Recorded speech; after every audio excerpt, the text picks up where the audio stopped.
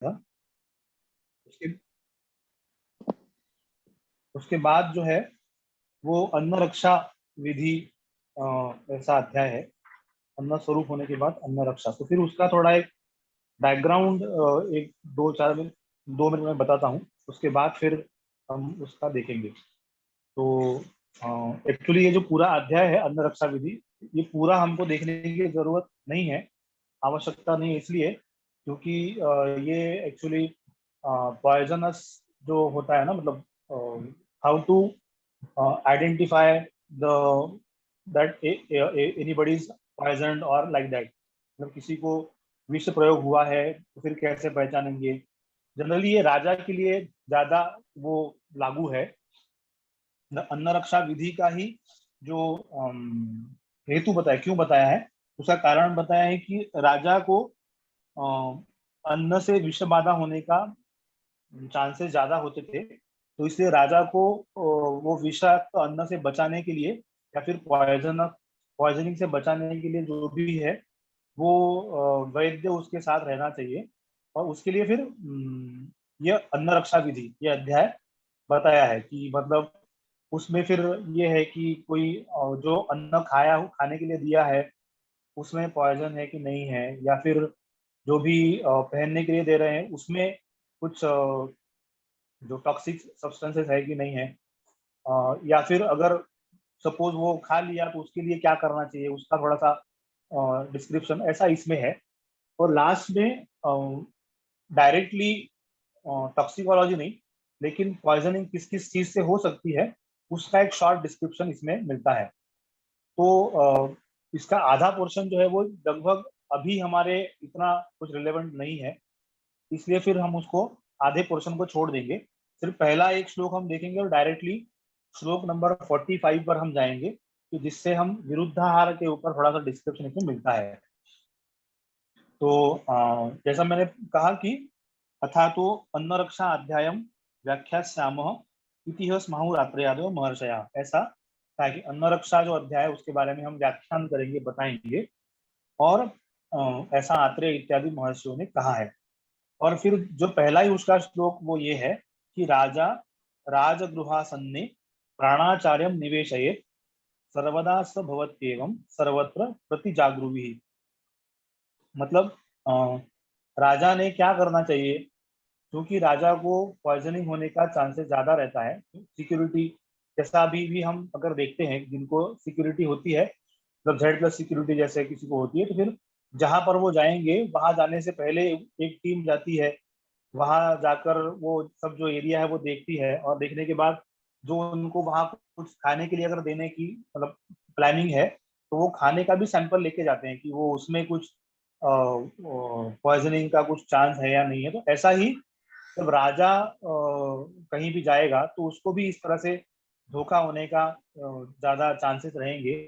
इसलिए ये लिखा है कि राजा राजगृहासन्ने प्राणाचार्य निवेशयत्, मतलब राजा ने राजगृह के पास में, राजगृह आसन ने, राजगृह के नजदीक प्राणाचार्य, प्राणाचार्य मतलब वैद्य डॉक्टर, प्राणाचार्य निवेश उसको रखना चाहिए। क्यों रखना चाहिए, सर्वदा सभवती एवं सर्वत्र प्रतिजागृहि।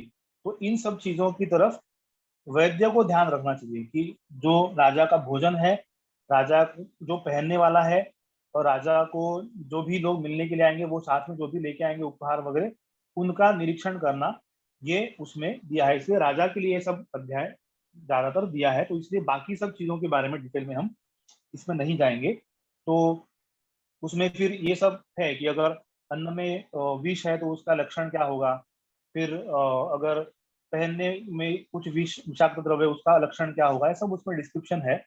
लेकिन अभी हमारे रिलेवेंट नहीं है, तो डायरेक्टली हम जाएंगे श्लोक नंबर 45 के ऊपर। और इसमें एक और चीज है, ये तो है ही, उसके साथ एक और चीज इसमें ये है कि उस जमाने में खाने में क्या क्या ऐसा चीज प्रचलित थी कि जिससे पॉइजनिंग होने का चांसेस हो सकता था, उसको भी उन्होंने यहाँ पर दिया है। तो वो भी अभी खाने का बहुत प्रचलन नहीं है, इसलिए उसके भी डिटेल में हम नहीं जाएंगे। एक दो एग्जांपल हम देख सकते हैं कि किस तरह से उसका प्रयोग किया जाता था, तो उस तरह से हमें अभी भी नहीं करना चाहिए। तो एक श्लोक नंबर 31 एक बार देख लीजिए, उसको हम देखेंगे। और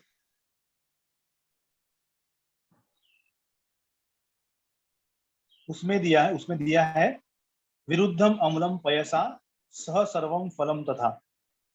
तो जैसा मैंने पहले कहा है कि सभी प्रकार के फल, ये जो है पयसा सह विरुद्धम, दूध के साथ विरुद्ध है। तो वो दूध के साथ नहीं लेना चाहिए, या फिर जो अम्ल है, अम्ल और अ, अ, मतलब खट्टी चीजें और फल, ये दूध के साथ हमको नहीं लेना है। वो विरुद्ध है, उससे कुछ ना कुछ बॉडी को अपाय होने की चांसेस रहते हैं। तो इस तरह से अलग अलग एग्जाम्पल्स दिए हैं। तो उसके पहले के भी अगर श्लोक को देखेंगे ना, 29, 30, 31, इन सबको देखेंगे तो उसमें भी अ, उस जमाने में जो प्रचलित था, खाने पीने की जो आदतें थी, उसके हिसाब से उन्होंने दिया है कि अनुपम आमिषम माश माश क्षौद्र क्षीर विरूढ़ कई विरुद्धते। श्लोक नंबर 30 उसके ऊपर जो है वो दिया है कि अनुप, आमिष मतलब मांस मतलब मीट, जो ज्यादा पानी वाले जगह पर रहने वाले जो भी प्राणी होंगे, उनका जो मांस है मतलब मीट है, वो माश क्षौद्र क्षीर विरूढ़ ही विरुद्धते।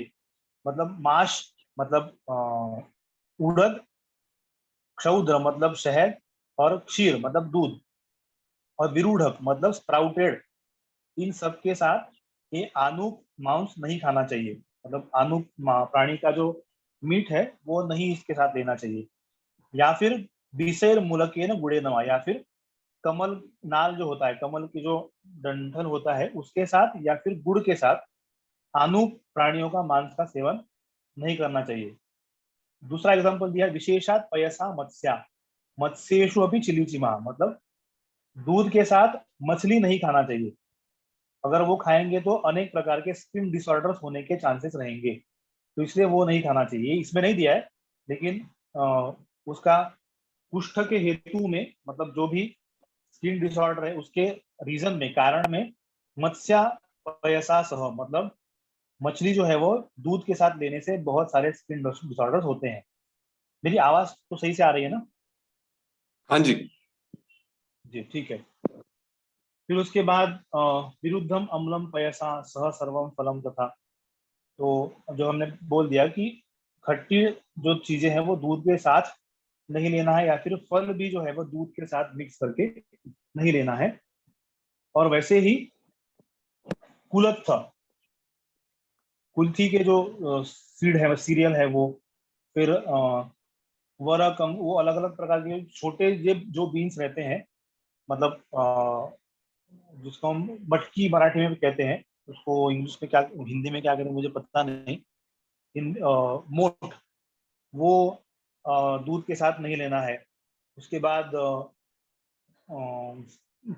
कुल्थी के जो दाल है वो दूध के साथ नहीं लेना है। ऐसे जो धान्य है वो दूध के साथ नहीं लेंगे।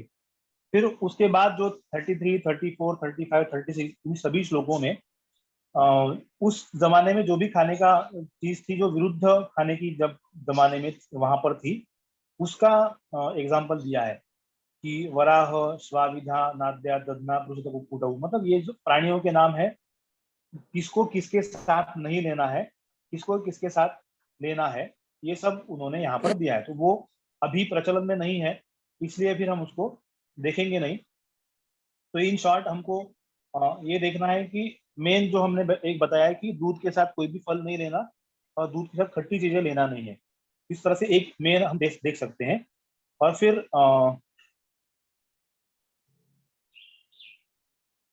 डायरेक्टली हम जाएंगे 45 श्लोक के ऊपर।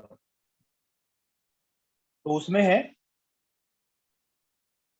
अभी ये जो जो सब सब चीजें उनको विरुद्ध ऐसे कहा है कि मतलब ये इसके साथ यही ये नहीं खाना, उसके साथ वो नहीं पीना, दूध के साथ मछली नहीं खाना, दूध के साथ दाल दो चार प्रकार की जो वो नहीं खाना, फिर खट्टी चीजों के साथ दूध नहीं लेना है, फिर फल के साथ दूध लेना नहीं, ये इन सभी चीजों को नहीं खाना है। उसका कारण ये है कि उसको हम एक टर्म दिया है, उसको बोलते हैं विरुद्ध, उसको कहते हैं विरुद्ध आहार। मतलब जो खाने से शरीर में कुछ ना कुछ अपाय होगा, उसको विरुद्ध इस तरह से कहा है। तो विरुद्ध का डेफिनेशन क्या है, मतलब किसको विरुद्ध कहेंगे, तो वो 45 श्लोक में दिया है।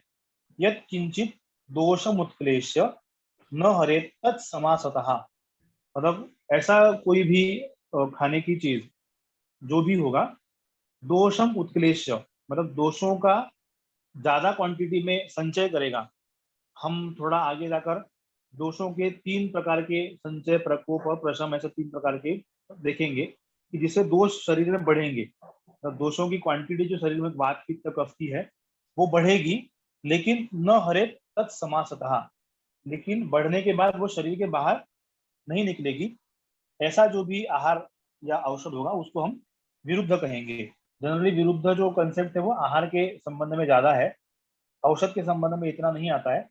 लेकिन जो भी चीज इस तरह से होगी कि जो दोषम उत्क्लेश न हरे तत्समासतः, दोष का उत्क्लेश करके मतलब दोष को बढ़ा के क्वांटिटी वाइज दोषों की क्वांटिटी बढ़ाना, मतलब वात बढ़ गया, पित्त बढ़ गया या कफ बढ़ गया, वो बढ़ाएगा लेकिन वो शरीर के बाहर नहीं निकालेगा, तो फिर उसको हम विरुद्ध इस तरह से नाम देते हैं, विरुद्धम।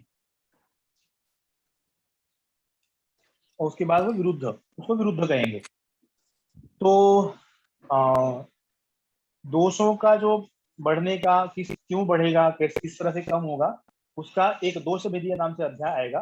किन किन कारणों से दोष बढ़ते हैं और किन किन कारणों से दोष का शमन होता है या फिर दोष कम होते हैं, उसका जब हम दोष भेदीय अध्याय देखेंगे उस समय पर ये हम डिस्क्रिप्शन देखेंगे।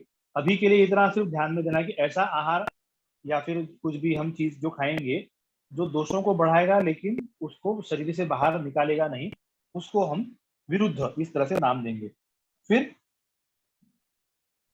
उसका चिकित्सा कैसे करेंगे, इष्टा तो शुद्धि अत्र इष्टा शमो वा तद विरोधी भी, विरुद्धम शुद्धि अत्रेष्टा शमो वा तद विरोधी भी। 46 उसके बाद का जो श्लोक है उसका स्टार्टिंग ये है कि विरुद्धम शुद्धि अत्रेष्टा शमो वा तद विरोधी भी, मतलब उसका शुद्धि कैसे करेंगे, तो उसके विरुद्ध गुण के आहार का सेवन करेंगे। मतलब जो भी उसके अपोजिट गुण वाले आहार रहेंगे वो खाएंगे, या फिर उसको शरीर से बाहर निकाल देंगे और या फिर उसका शमन कर देंगे। तो 2 प्रकार से होगा, एक तो विरुद्ध गुण वाले मतलब उसके अपोजिट, मतलब जो दोष बढ़ा है, मतलब सपोज वात बढ़ गया, दो वात के अपोजिट गुण वाले जो भी आहार रहेगा उसको हम खाएंगे तो उसका बॉडी में बढ़े हुए वात का शमन हो जाएगा। पित्त अगर बढ़ा हुआ है तो पित्त को कम करने वाले आहार का सेवन करेंगे तो फिर पित्त कम हो जाएगा। और अगर कफ बढ़ा हुआ है विरुद्ध आहार के सेवन से तो उसके अपोजिट गुण वाले द्रव्य का मतलब सब्सटेंस का हम सेवन करेंगे तो कफ कम हो जाएगा। तो इस तरह से शुद्धि अत्र इष्टा शमो वा तद विरोधी भी, मतलब उसका उसके विरोधी गुण वाले द्रव्य का सेवन करके उसका शमन करेंगे या फिर उनको शरीर से बाहर निकाल देंगे, तो इस तरह से वो ठीक होगा। या फिर द्रव्य ही तय ही एवं वा पूर्वम शरीर से अभिसंस्कृति ही। एक तीसरी बात बताई है,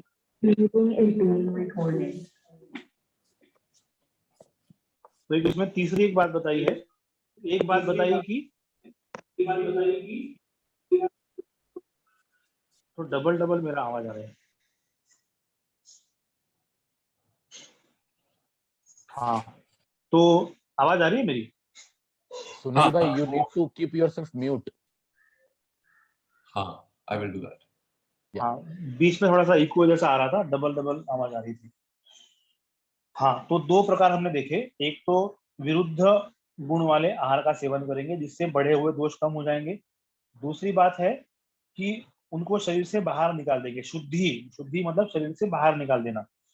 और फिर तीसरा है द्रव्य ही तय ही एव वा पूर्वम शरीर से अभिसंस्कृति, मतलब जब हमको पता है ये 2 प्रकार, जब हमने आहार सेवन कर लिया विरुद्ध आहार और दोष बढ़ गए तो उसके लिए फिर ये 2 चीजें हैं कि या तो विरुद्ध गुण वाले आहार का सेवन करेंगे या फिर उनको बाहर निकाल देंगे। अगर ये एक चीज हो गई। दूसरी बात ये है कि अगर हमको पता है आगे जाके हमको विरुद्ध आहार का सेवन करना पड़ेगा, और सपोज किसी शादी में जा रहे हैं, किसी फंक्शन में जा रहे हैं, तो जहाँ पर ऐसे उल्टा सीधा खाना होगा, जब हमको ऐसे पता है कि हम शाम को जाएंगे और दही बड़ा वहाँ खाने के लिए मिलेगा, ऐसा हमको पता है, और उससे फिर कफ और बढ़ेगा ऐसा हमको पता है, तो फिर उसकी पूर्व तैयारी करके जाना है। तो फिर क्या करेंगे, तो द्रव्य ही तैहि एव वा पूर्वम शरीरस्य अभिसंस्कृति, कि जब हमको पता है कि ऐसा विरुद्धाहार का सेवन करेंगे तो उसके पहले उसके पूर्वम शरीरस्य अभिसंस्कृति की, उसके अपोजिट गुण वाले द्रव्य से शरीर को बढ़ा लेना है। कि जब हमको पता है कि रात के समय में जाके हम दही खाने वाले हैं, तो उस दिन में सुबह के समय पे या फिर उसके पहले ऐसे कुछ द्रव्य खाएंगे जो रुक्ष गुण वाले होंगे, जिससे शरीर के चैनल्स खुल जाएंगे। ऐसे प्रकार के आहार का सेवन करके जाएंगे, तो फिर जो विरुद्ध आहार का सेवन करेंगे वो हमारे शरीर में कुछ अपाय उत्पन्न नहीं करेगा।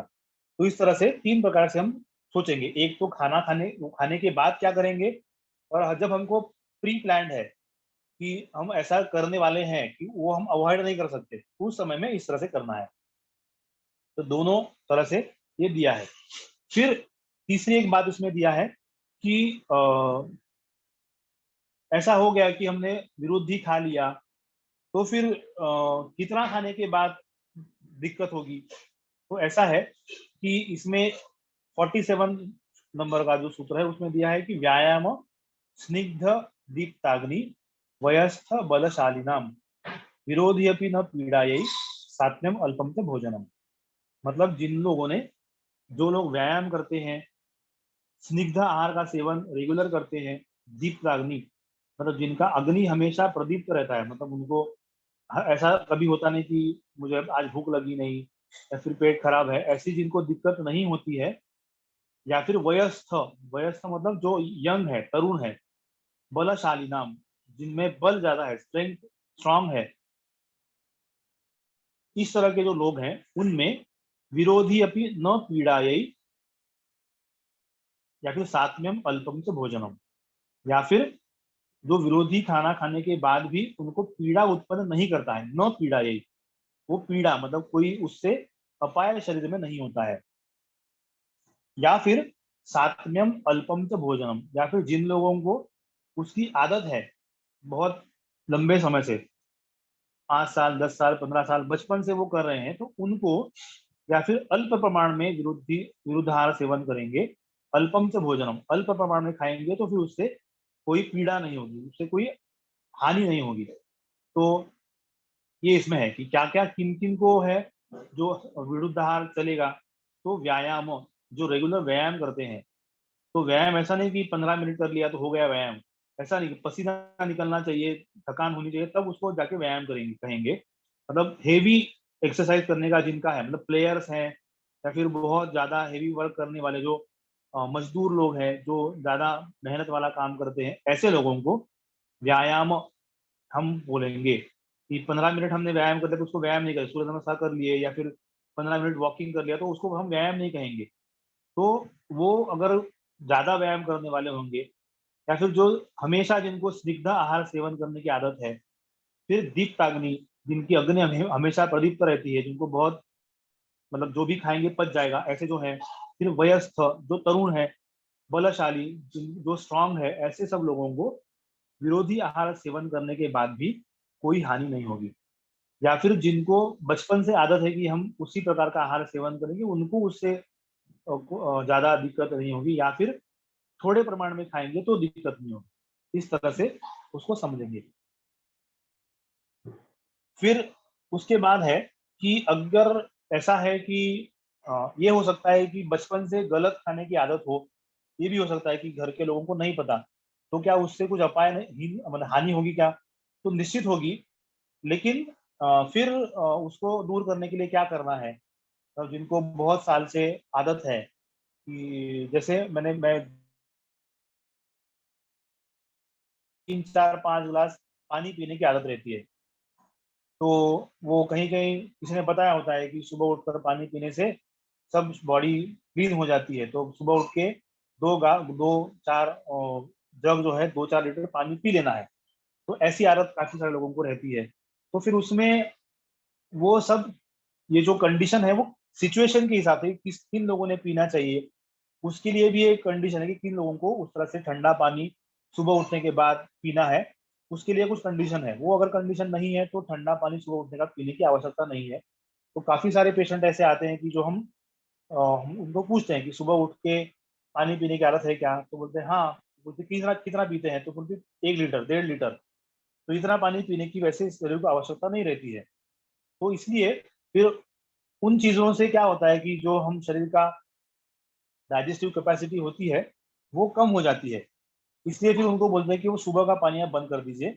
और काफी सारी जो उनकी समस्या है वो सुबह के पानी बंद करने से भी ठीक हो जाती है। क्योंकि बाकी इसमें ऐसा है कि हम कितना भी मेडिसिन देंगे, अगर वो उसका कारण बंद नहीं करेंगे तो वो ठीक नहीं होगा। इसलिए काफी सारे पेशेंट ऐसे रहते हैं कि वो सुबह का पानी बंद करने के बाद ही उनको काफी सारा रिलीफ मिल जाता है। तो इस तरह से अ, हम बताते हैं। तो दूसरा कि जिनको, हाँ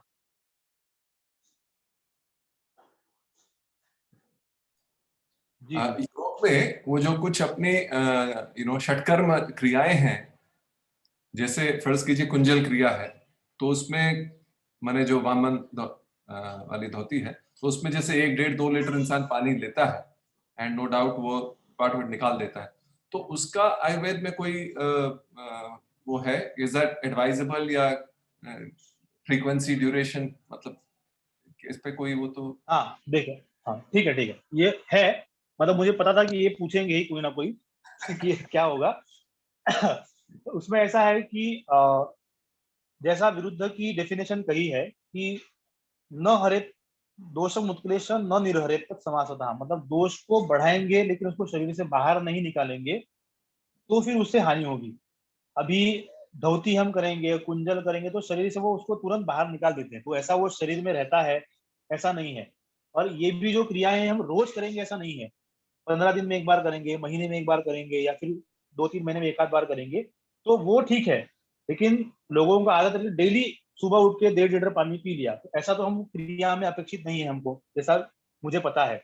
मुझे उसकी फ्रीक्वेंसी नहीं पता कि कितने दिन में वो करते हैं, लेकिन शायद 15 दिन महीने के बाद ही ये जो भी क्रियाएं हैं वो करने के लिए एडवाइस किया होगा।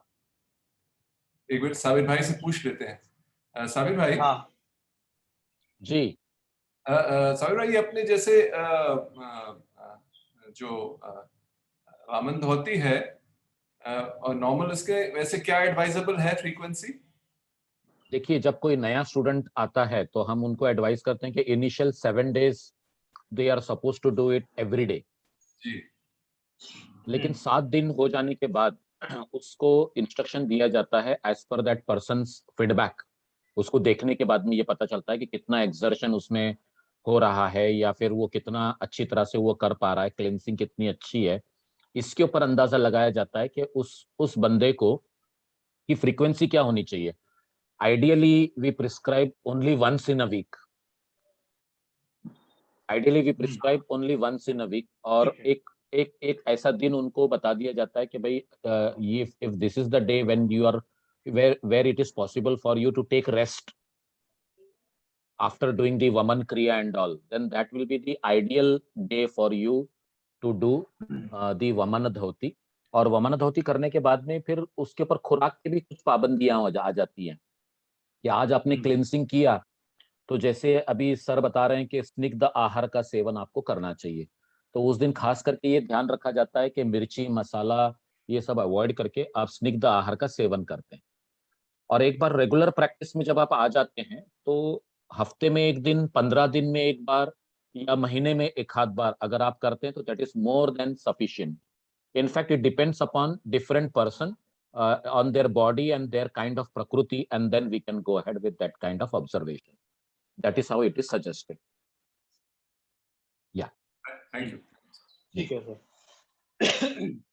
तो जैसे सर ने कहा, साबिर सर ने, कि जो है कि 15 दिन में या फिर 7 दिन में या फिर महीने भर में धौती या फिर जो भी क्रिया कर सकते हैं।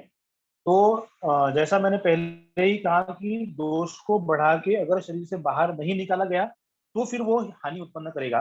लेकिन धौती या फिर जो भी शुद्धि क्रियाएं हैं योग में, तो उनमें पानी पीने के बाद शरीर में वो रोकने का एडवाइस नहीं है। तो शरीर में थोड़ी देर रुक के उसको पूरा निकाल देना है। तो इसलिए उससे कोई हानि नहीं होगी। उल्टा उससे जो भी शरीर में दोष होंगे वो जो बचे हैं वो शरीर से बाहर निकल जाएंगे। इसलिए फिर वो कर सकते हैं। अगर वो शरीर में रहने वाला है और डेली आप सुबह उठ के 1.5 लीटर पानी पी रहे हैं तो वो एडवाइजेबल नहीं है। इतना ही हमको ध्यान में रखना है। तो डेली कर रहे हैं और बहुत दीर्घ काल से अगर कर रहे हैं तो फिर वो हानिकारक होता है। तो इस तरह से हम समझ सकते हैं। आई होप आपका डाउट जो है वो क्लियर हो गया है।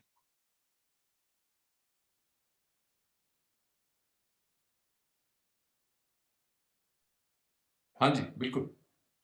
हाँ ठीक है। तो इस तरह से हम समझ सकते हैं कि जो शरीर में निकाल देंगे इसलिए उससे कोई हानि नहीं है। शरीर में डालने के बाद वो वहीं रहेगा तो फिर वो प्रॉब्लम करेगा। अगर वो निकल जा रहा है तो फिर उससे कोई हानि नहीं होगी।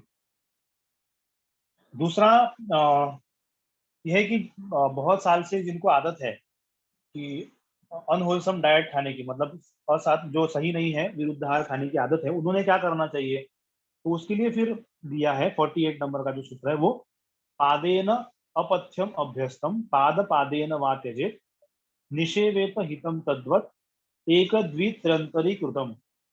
तो जिनको वो छोड़ना है, तो जिनको आदत है व्यसन की, तो उनको छोड़ना है तो तुरंत दूसरे दिन तो नहीं छोड़ना है। मतलब बहुत साल से तंबाकू खा रहे हैं, बहुत साल से कुछ व्यसन उनको है, तो तुरंत दूसरे दिन छोड़ देंगे तो उससे दूसरे सिम्टम आते हैं, जो रिवर्ट रिटर्न सिम्टम उससे आते हैं।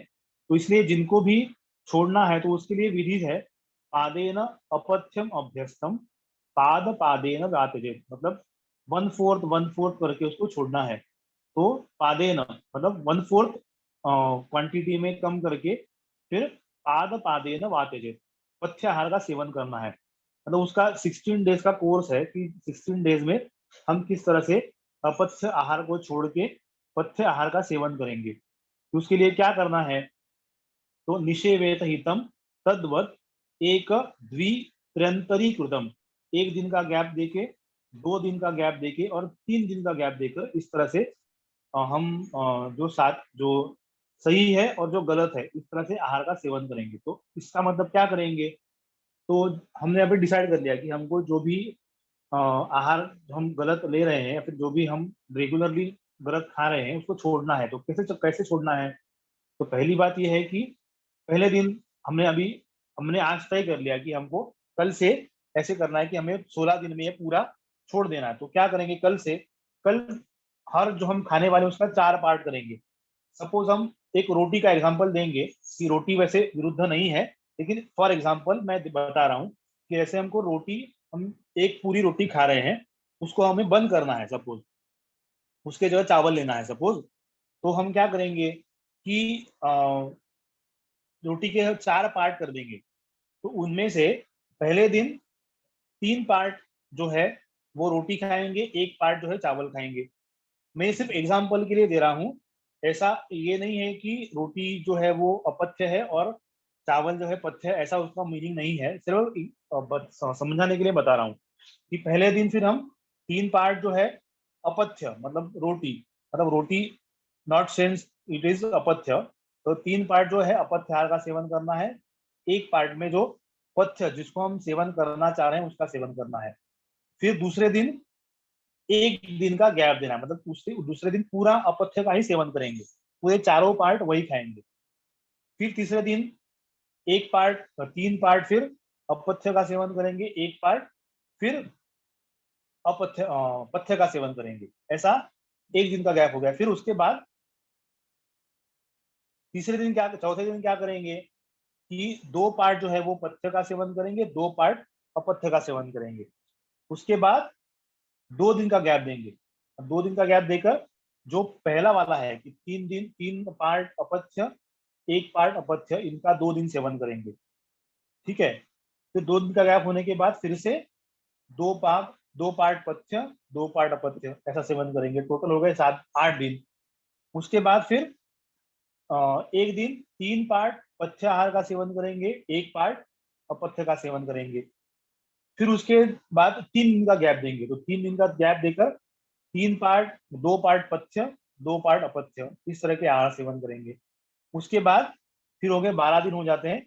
उसके बाद जो है चारों पार्ट पथ्य आहार का सेवन करेंगे। उसके बाद 3 दिन का गैप देंगे। तीन दिन का क्या करेंगे? 3 पार्ट जो है वो पथ्य सेवन करेंगे, 1 पार्ट अपथ्य सेवन करेंगे। और फिर 16वें दिन पूरा पथ्याहार का सेवन करेंगे। तो 1 दिन का गैप, 2 दिन का गैप, 3 दिन का गैप, और फिर हम पूरा आहार सेवन कर सकते हैं। तो ऐसा पाद पादेन पादेन अपथ्यम अभ्यस्तम पाद पादेन वा त्यजेत निषेवेत हितम तद्वत एक द्वित्रंतरी कृतम। 1 दिन का गैप देकर छोड़ना है, 2 दिन का गैप देकर छोड़ना है, और 3 दिन का गैप देकर छोड़ना है। इस तरह से 16 दिन में पूरा हम जो अपथ्याहार जो हम सेवन कर रहे हैं उसको छोड़ के पथ्याहार का सेवन कर सकते हैं। इस तरह से अगर ऐसा नहीं करेंगे तो क्या होता है, तो 49 ये थोड़ा कंफ्यूजिंग है जो मैंने कहा कि पादेन अपथ्यम अभ्यस्तम पाद पादेन वा त्यजेत। एक बार आप लिख के रखेंगे तो आपको थोड़ा ध्यान में आ जाएगा। तो किस तरह से होता है कि 1 दिन का गैप, 2 दिन का गैप और 3 दिन का गैप, ऐसा करके लिखेंगे तो आपको थोड़ा ध्यान में आ जाएगा। फिर उसके बाद है अपथ्यम अपि हि त्यक्तम शीलितम पथ्यमेव वा सात्म्य विकाराय जायते सहसा अन्यथा। इसमें इंपॉर्टेंट वर्ड है कि सहसा। सहसा का मतलब होता है यहाँ पर अचानक। कोई चीज अचानक होती है तो फिर उससे कुछ ना कुछ दिक्कत हो सकती है।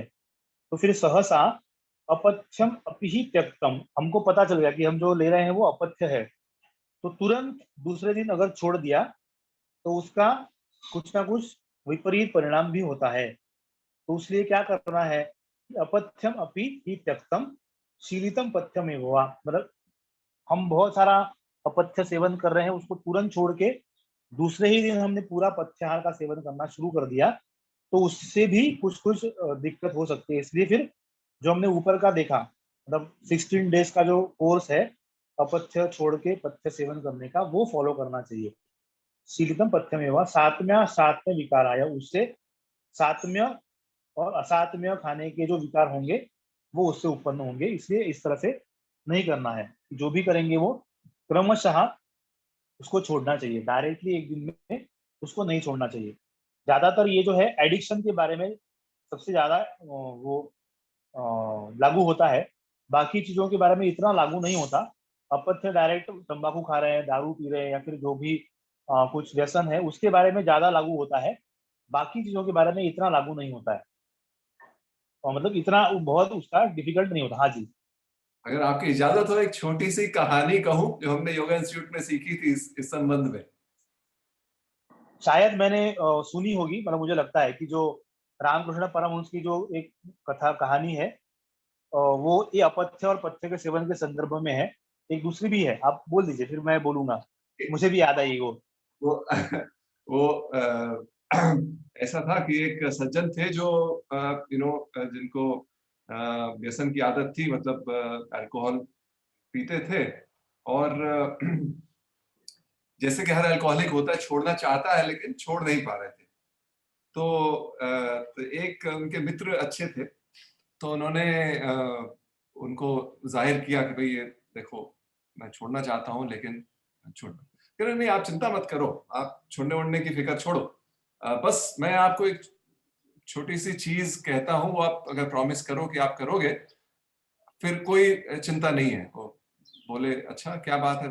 बोले देखो, ये बोतल है, कुछ शराब की बोतल जो भी हो, बोले ये बोतल है, आप ये बोतल भर के रोज पियो, कोई चिंता नहीं, ठीक है।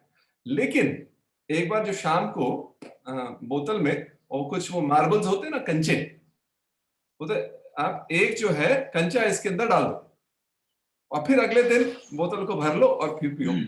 बोले इससे क्या होगा? इससे वो मैंने कहा ना, आप छोड़ो, आपको पीना है, आप भरपूर पियो, बस केवल ये कंडीशन फॉलो कीजिए। और कहते हैं वैसे ही हुआ कि धीरे धीरे करके शरीर को आदत, मतलब कम कम की आदत हो गई, और एक दिन जब पूरी बोतल कंचों से भर गई तो इंसान जो है शराब छोड़ने में सक्षम हो गया। मतलब तो यही है। तो ये 16 डेज का एग्जाम्पल है। तो डिपेंड्स कि कितना पुराना है उसके ऊपर हिसाब से दिन बढ़ा भी सकते हैं, कि तुरंत ऐसे 1/4 करना अगर पॉसिबल नहीं तो 16 पार्ट करके भी हम उसको कर सकते हैं, उसका ड्यूरेशन फिर बढ़ेगा। ऐसा है। इससे दूसरी मुझे कहानी याद आई है, मतलब कि ऐसा ही जो अफीम खाने की आदत जो उसको थी, तो इतना सारा अफीम रोज खाता था एक आदमी। तो कहानी रामकृष्ण परमहंस की है, उनकी कहानी है। तो उन्होंने वो बोल रहा था कि मुझे व्यसन है तो मुझे छुड़ाना है, तो क्या करूं? तो उन्होंने कहा कि अ, मुझे मैं कल से छोड़ना चाह रहा हूँ। तो मैं कल से मत छोड़िए, मैं आपको बोल रहा हूँ कि जहाँ आप जाके बैठ के खाते हैं, वो एक काम करना कि जितना आप डेली लेते हैं उसका महीने भर का आप लेके आइए, और फिर जितना आप रोज लेते हैं वो मेजर करके रखिए कि सपोज 5 ग्राम आप रोज डेली लेते हैं, तो वो लेके रखिए उसका एक गोला बना के। और फिर सिर्फ एक चीज करनी है कि जब एक बार आप आज को अपने खा लिया, तो खाने से पहले एक बार मेरा नाम लिखना है, रामकृष्ण करके, और फिर उसी को खाना है। फिर दूसरे दिन उसी तरह से जितना आप चाहिए वो मेरा नाम लिखना, तो 2 बार लिखना, फिर उसको खाना। फिर तीसरे दिन मेरा नाम 3 बार लिखना, फिर उसको खाना। ऐसा करके वो आप खाते जाइए। तो बोले इससे हो जाएगा? बोले हो जाएगा। तो जैसे आपने कहा कि डेली इतना लिखने से वो उसका क्वांटिटी कम कम कम होते गया और लास्ट दिन वो खत्म हो गया। इस तरह धीरे धीरे वो, उन्होंने इस तरह से बोला था कि इस तरह से वो आप खा सकते हैं, तो वो छोड़ सकते हैं। तो इस तरह से जैसा 1/4 पार्ट अगर संभव नहीं है तो 1/16 करें, 1/30 मतलब उसका 32वां पार्ट करके, ऐसा करके कर सकते हैं। तो डायरेक्टली उसको छोड़ने से बहुत सारी दिक्कतें आ सकती है, इसलिए ऐसा नहीं करेंगे। तो उससे सहसा छोड़ने से मतलब अचानक छोड़ देने से अन्य अन्य विकार भी उत्पन्न हो सकते हैं, इसलिए इस तरह से नहीं छोड़ना है। और फिर दूसरे उसके बाद कहा है कि क्रमेण अपचिता दोषा, क्रमेण उपचिता गुणा, संतो यान्ति अपुनर्भावम अप्रकम्प्या भवन्ति च। तो क्रमेणापचिता दोषा, क्रमेणोपचिता गुणा, संतो यान्ति पुनर्भावम अप्रकम्प्या भवन्ति च। मतलब ऐसा अगर हम करेंगे कि क्रम से अपचिता दोषा, दोष युक्त आहार का क्रमेण अपचित, क्रम से अपचित मतलब कम करेंगे, क्रमेण उपचिता गुणा, और क्रम से गुणों को बढ़ाएंगे, तो संतो यान्ति अपुनर्भावम, तो उसके बाद अपुनर्भव मतलब वो फिर से उत्पन्न नहीं होंगे जो भी दोष है, अप्रकम्प्या, और वो स्थिर हो जाएंगे। अप्रकम्प्य मतलब जिसमें कंप नहीं होगा। एक बार वो स्थिर हो गया तो फिर हम फिर से अपथ्यार का सेवन नहीं करेंगे। संतो यान्ति अपुनर्भावम, ऐसा हम क्रम से अगर करेंगे तो वो आसानी से ठीक हो जाएगा और वो स्थिर रहेगा।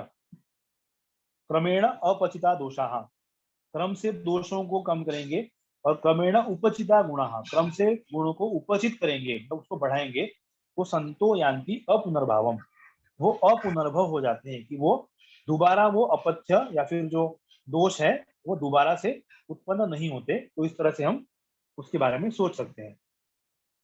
तो इसीलिए जब जैसा कहा कि जब हम किसी कोई भी शुद्धि क्रिया करते हैं, जैसे धोती है या वमन है, विरेचन है, उसके बाद भी अगर नॉर्मल डाइट भी हम एकदम दूसरे दिन से स्टार्ट नहीं करते हैं, उसके लिए 7 दिन का हम कोर्स देते हैं कि आपने आज वमन लिया है तो 7 दिन तक आपको इस तरह से आहार का सेवन करना है, फिर 7 दिन के बाद नॉर्मल डाइट पे आपको आना है। तो क्रमेण अपचिता दोषा, क्रमेण उपचिता गुणा, तो क्रम से दोषों को कम करेंगे, क्रम से गुणों को बढ़ाएंगे, तो फिर उससे फिर से वो उत्पन्न नहीं होंगे। फिर अत्यंत सन्निधानानाम दोषाणाम दूषणात्मनाम अहितैहि दूषणं भूयो न विद्वान कर्तुमर्हति। तो इसमें दूषित करने वाले जो भी दोष हैं, तो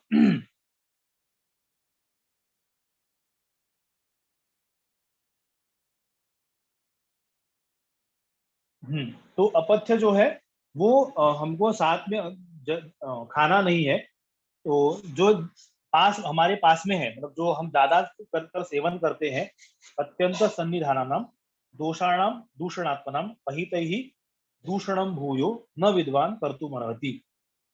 तो उनको धीरे धीरे हम छोड़ेंगे तो फिर उसका जो है विपरीत परिणाम हमारे शरीर के ऊपर नहीं होता है।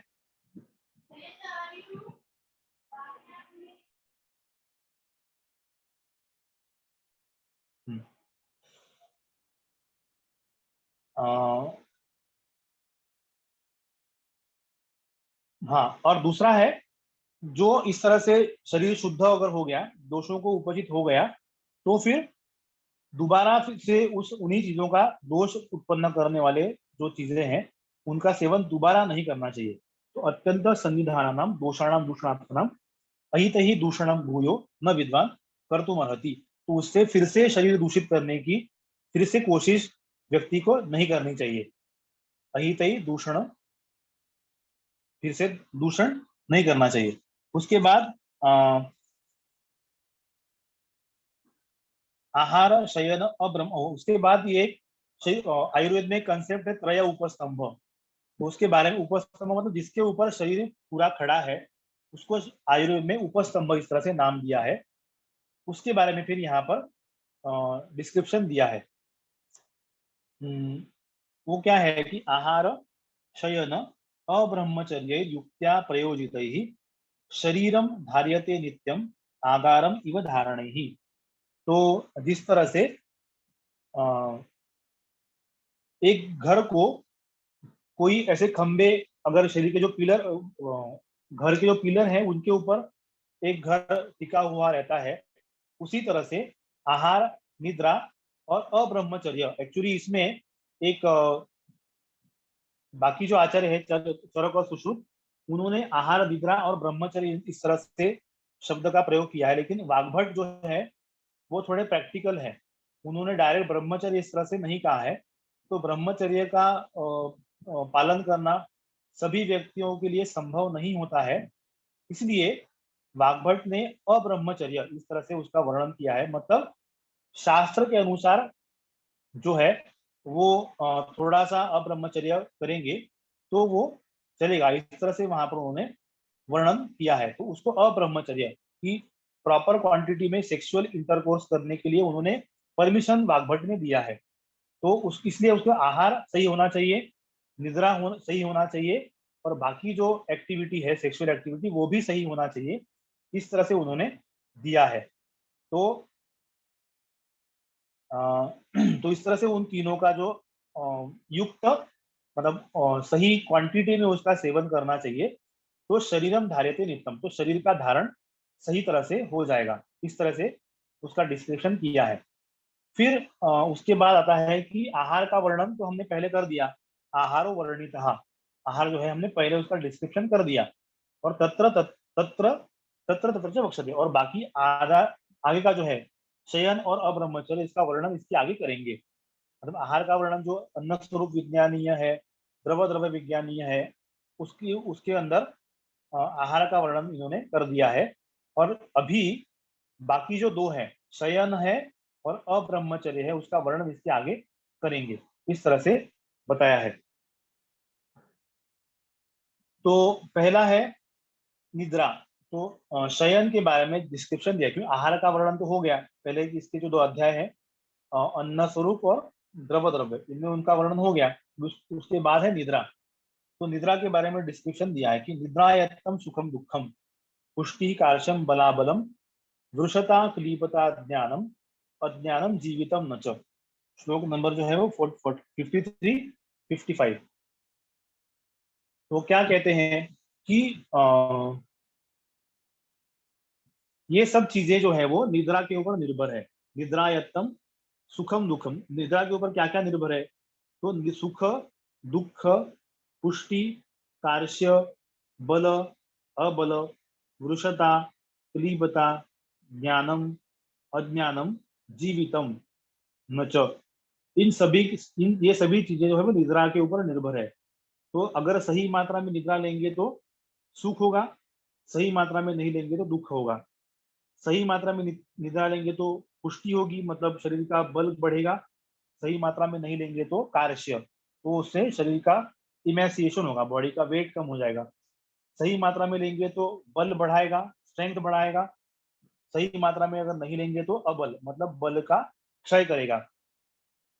सही मात्रा में निद्रा अगर करेंगे तो वृषता, मतलब वो शरीर में सभी धातुओं की वृद्धि करेगा, और सही मात्रा में नहीं लेंगे तो क्लीबता, मतलब नपुंसकत्व, ये भी हो सकता है। फिर सही मात्रा में नींद लेंगे तो ज्ञान मिलेगा, सही मात्रा में अगर नींद नहीं लेंगे तो अज्ञान होगा।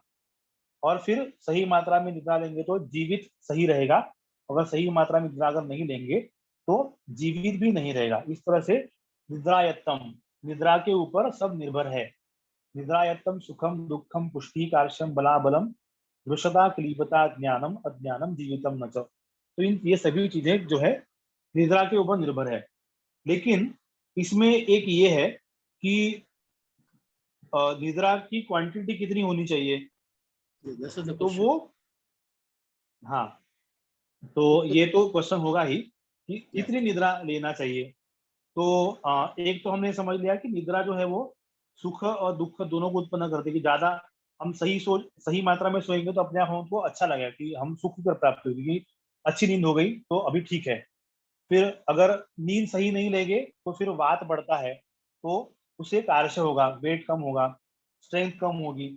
और तीसरी बात इसमें आई है कि ज्ञान और अज्ञान ये भी निद्रा के ऊपर निर्भर है। थोड़ा सा ये हमको लग सकता है कि ऐसा कैसे होगा कि ज्ञान और अज्ञान निद्रा के ऊपर निर्भर कैसा है। तो ये तो ऐसा है कि अगर नींद पूरी होगी तो जो हम अ, अभ्यास या फिर जो भी कर रहे हैं, पढ़ाई जो कर रहे हैं, तो हमारे दिमाग में सही से जाएगा, अगर नींद पूरी हुई है तो। अगर नींद पूरी नहीं हुई है तो फिर वो जो हम पढ़ रहे हैं, जो सीख रहे हैं, वो भी हमारे दिमाग में सही तरह से नहीं जाता है। इसलिए फिर ज्ञान और अज्ञान भी निद्रा के ऊपर ही निर्भर है। तो उसके बाद जैसा क्वेश्चन आया कि कितनी निद्रा लेनी चाहिए, तो फिर एक दिया यहाँ पर यह है कि यामद्वय या यामत्रय डिपेंडिंग अपॉन योर सिचुएशन। याम मतलब प्रहर, तो एक प्रहर, दो प्रहर या तीन प्रहर, इतने में निद्रा हम कर सकते हैं। किसी लोगों के लिए तीन प्रहर निद्रा मतलब 9 घंटे नींद जरूरी रहेगी। कुछ लोगों के लिए दो प्रहर निद्रा मतलब 6 घंटे निद्रा ये सफिशिएंट हो जाएगी। और किसी के लिए 3 घंटे निद्रा भी सफिशिएंट हो सकती है। तो डिपेंडिंग ऑन द सिचुएशन हर एक के लिए निद्रा का जो क्वांटिटी है वो कम ज्यादा हो सकता है। तो हर एक व्यक्ति के ऊपर वो निर्भर है। तो उसका जो निद्रा पूरी हुई है कि नहीं हुई है, उसका मापदंड क्या है, कि कैसे पता करेंगे कि निद्रा पूरी हो गई। तो सुबह उठने के बाद अगर हमको फ्रेश लग रहा है कि दोबारा सोने की इच्छा अगर नहीं हो रही है, तो इसका मतलब हमारी नींद पूरी हो गई। सुबह उठने के बाद फिर से अगर आपको सोने की इच्छा हो रही है, इसका मतलब यह है कि या तो आपका रात का खाया हुआ भोजन पचा नहीं है, या फिर आपकी नींद पूरी नहीं हुई है। तो आपको लग सकता है कि सुबह उठने के बाद दोबारा हम सो जाएंगे। ऐसा कंडीशन होता है कि आप सुबह उठने के बाद तुरंत उठ के बैठ जाएंगे और हमें लगता है कि हाँ, अभी हमको सोने की आवश्यकता नहीं है। आदत है तो फिर हम लेट जाएंगे तो फिर दोबारा हम सो सकते हैं। लेकिन एक बार उठकर बैठने के बाद हमको लगता है कि नहीं, अभी हो गया, इसके बाद हमको सोने की आवश्यकता नहीं है, तो अब हम समझेंगे कि हमारी नींद पूरी हो गई। तो योग में अब ऐसे काफी सारी चीजें हैं कि जिनसे हम नींद का जो क्वांटिटी है वो कम कर सकते हैं, कि कितनी क्वांटिटी में हमको नींद लगती है वो कम किया जा सकता है। उसके बारे में तो मुझे बहुत ज़्यादा डिटेल में पता नहीं है। तो बाकी साबिर सर तो उसके बारे में डिटेल में बता सकते हैं कि नींद की क्वांटिटी कम करने के लिए क्या क्या किया जा सकता है। तो वो योग के माध्यम से हम कर सकते हैं। तो उसके डिस्क्रिप्शन में हम नहीं जाएंगे। तो हमें ध्यान में सिर्फ यही रखना है कि 3 घंटे, 6 घंटे या 9 घंटे तक निद्रा हम ले सकते हैं, कि depends on the situation of the person, कि पर्सन टू पर्सन वो वैरी करेगा। फिर उसके बाद सपोज ऐसा हो गया कि हम आज हमारा जागरण हो गया, रात में हम काम करते रहे और नींद नहीं हुई, या फिर फिर जितना क्वांटिटी में हम रेगुलर लेते हैं उतना नहीं हुआ, तो फिर क्या करना है। तो फिर अ, आगे लिया है कि उसका एक एग्जाम्पल, उसका सॉल्यूशन आगे दिया है। तो उसके पहले हम देख लेंगे कि अकाले अगर सही क्वांटिटी में निद्रा नहीं करेंगे तो क्या होगा। तो अकाले जो है अति प्रसंगाच न च निद्रा निषेविता सुखायुषी परा कुर्यात् काल रात्रि इव अपरा। तो निद्रा अगर सही मात्रा में नहीं लेंगे, यानी क्या होता है, सही मात्रा में नहीं है, इसका मतलब क्या, या तो कम होगी या तो ज्यादा होगी, दोनों प्रकार से हो सकता है। तो अकाले अति प्रसंगाच मतलब या फिर अकाल में जिस समय में नहीं सोना चाहिए उस समय में सो गए तो भी वो निद्रा प्रॉपर नहीं है। अति प्रसंगात मतलब ज्यादा मात्रा में निद्रा ले लिया तो वो भी सही नहीं है। और फिर न च निद्रा निषेविता, या फिर हमने नींद ली ही नहीं। मतलब ज्यादातर ये पढ़ाई करने वाले स्टूडेंट के बारे में ज्यादा होता है कि अभी कल परीक्षा है तो आज रात भर जग लेंगे और फिर सुबह जाके एग्जाम में जाके सो जाएंगे। तो फिर ये दिक्कत ज्यादातर होती है, या फिर डेडलाइन दी है कि कल तक ये काम खत्म करना है, तो आज जाके वो पूरा खत्म करना है, तो फिर उस समय में न च निद्रा निषेविता, ये हो सकता है कि निद्रा हमने ली ही नहीं, तो फिर सुखायुषी पराकुर्यात, तो जो पराकुर्यात मतलब जो नॉर्मल निद्रा है वो सुख आयुष्य उत्पन्न करती है, और जो बाकी की जो 3 प्रकार की निद्रा है, काल रात्रि इव अपरा, बाकी जो है वो काल रात्रि मतलब वो जैसे काल रात्र है कि जिससे मनुष्य का नाश हो जाएगा, इस तरह से वो बाकी निद्रा जो है वो है, मतलब अकाल मतलब जिस तरह पे इंडिकेटेड, जिस समय में इंडिकेटेड नहीं है उस समय में सो गए, अति प्रसंगात ज्यादा क्वांटिटी में सो गए, या फिर नच निद्रा निषेविता, ये तीनों जो प्रकार है वो तीनों कुछ ना कुछ शरीर में अपाय उत्पन्न करने वाले होते हैं, और जो नॉर्मल क्वांटिटी में लेने वाली जो निद्रा है वो सुखायुषी, वो सुख आयुष्य उत्पन्न कर, आयुष्य में सुख उत्पन्न करने के लिए वो ज्यादा हमारे काम आती है, तो इस तरह से हम ले सकते हैं। फिर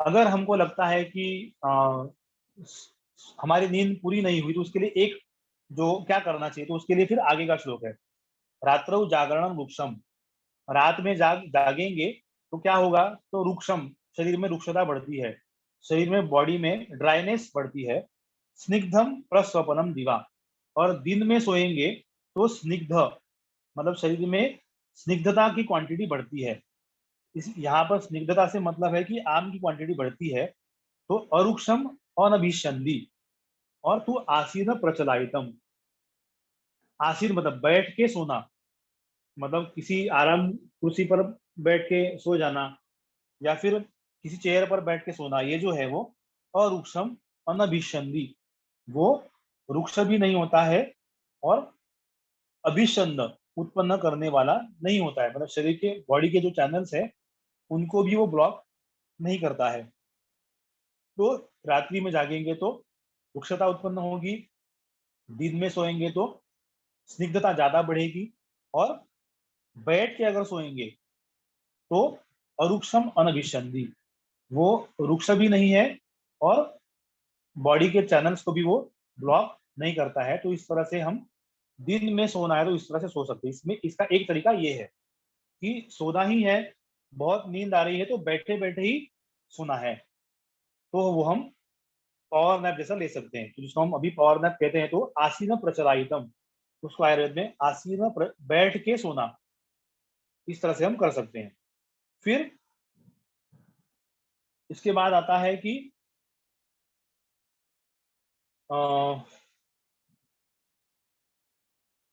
एक कोई छूट गया था बीच में,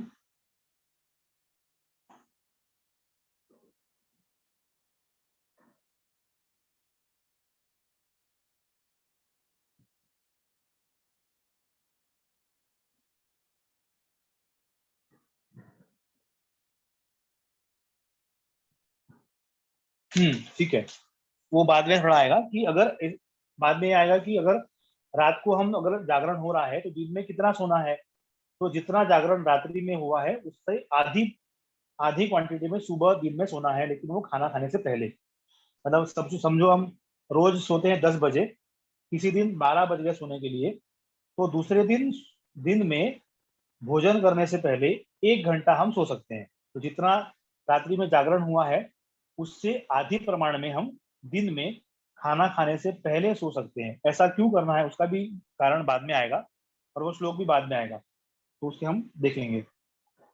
फिर ग्रीष्म में और दिन में सोने की इजाजत किसी किसी सीजन में है, वो कब है, उसके लिए फिर दिया है, ग्रीष्म में वायु चयादान रौक्ष रात्रल्प भावतः दिवा स्वप्नो हितोन्यस्मिन् कफ पित्त करो ही सहा, तो दिन में कब सो सकते हैं, तो ग्रीष्म ऋतु में दिन में सो सकते हैं, मतलब जब धूप का सीजन हो उस सीजन में दिन में सोना हम कर सकते हैं।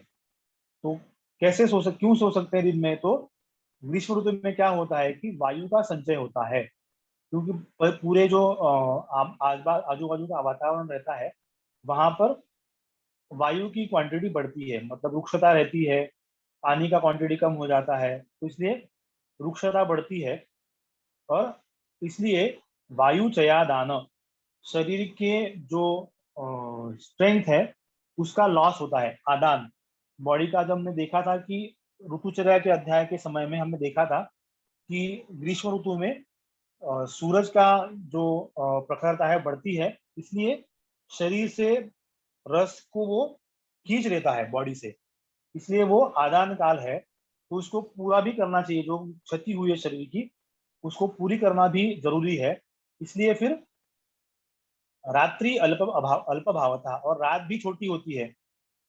रात जल्दी देर से होती है और दिन जल्दी निकलता है, तो रात का जो काल है वो भी कम हो जाता है। इसलिए दिवा स्वप्नो हितो, इसे दिन में सोना उस सीजन में हितकर है। मतलब ग्रीष्म ऋतु में इन सभी चीजों से बॉडी का क्षय होते रहता है, शरीर का क्षय होते रहता है, इसलिए केवल ग्रीष्म ऋतु में ही दिन में सोने की अनुमति दी गई है शास्त्र में। अन्यस्मिन, बाकी ऋतुओं में दिन में सोएंगे तो क्या होगा, कफ पित्त करो ही सहा, कफ और पित्त को बढ़ाने का काम वो करेंगे। दिन में सोएंगे तो ये सब कफ बढ़ेगा या फिर पित्त बढ़ेगा, इस तरह से वो हो सकता है। और फिर उसके अलावा किन किन लोगों को और किन किन कंडीशन में दिन में सोना अनुमति दी है, सोने की अनुमति दिया है, तो वो अभी आगे बोलेंगे। नुक्तवातु भाष्य यान अध्व मध्य स्त्री भार कर्म भी क्रोध शोक भय क्लांता श्वास हिद्मातिसारिण वृद्ध बाल अवलक्षीण क्षतत्रुट शूल पीड़ितान अजीर्णी अभिहतोन्मत्तान दिवा स्वप्नोचितानपि धातु साम्यम तथा येषाम श्लेष्मा च अंगानि पुष्यति।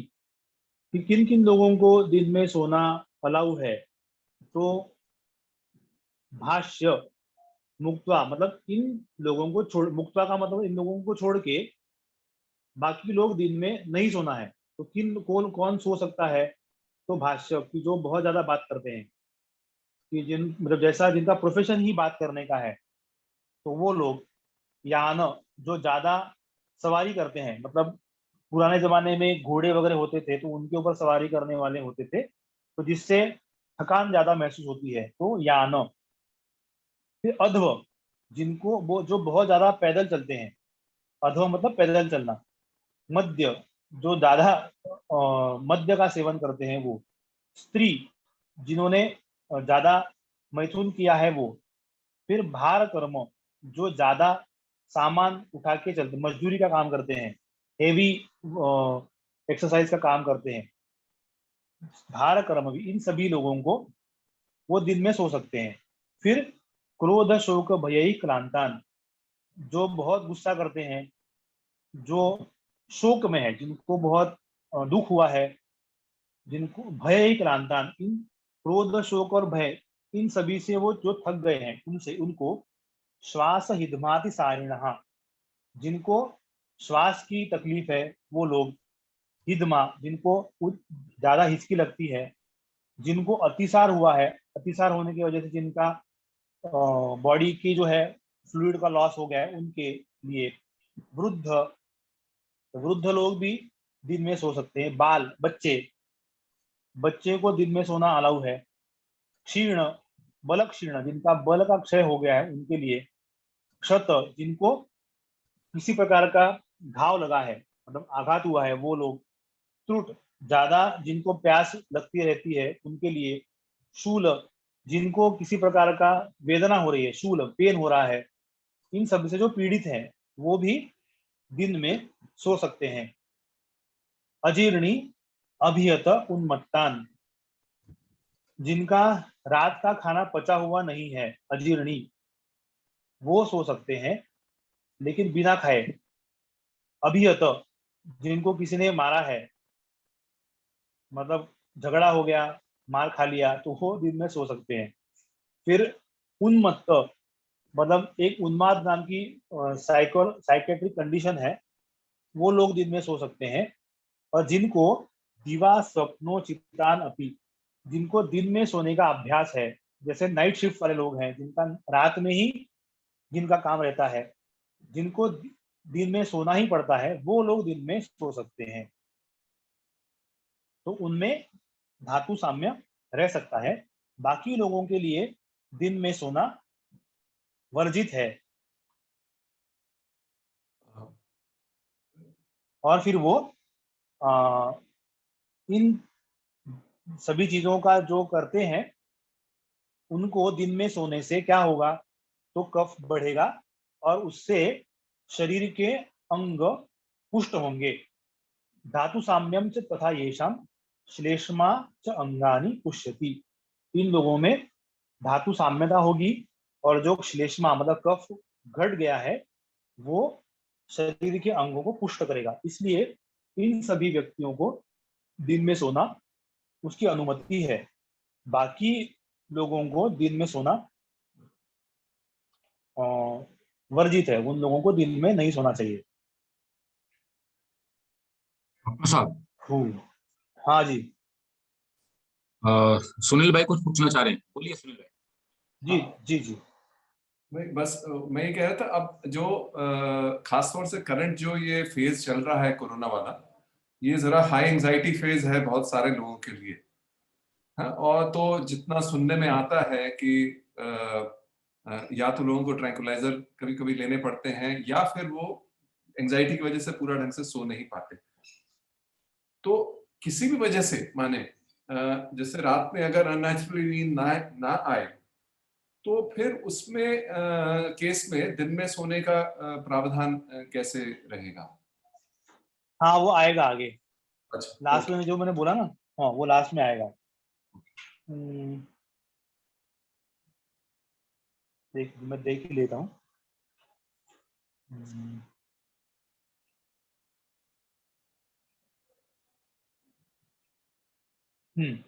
श्लोक नंबर 65।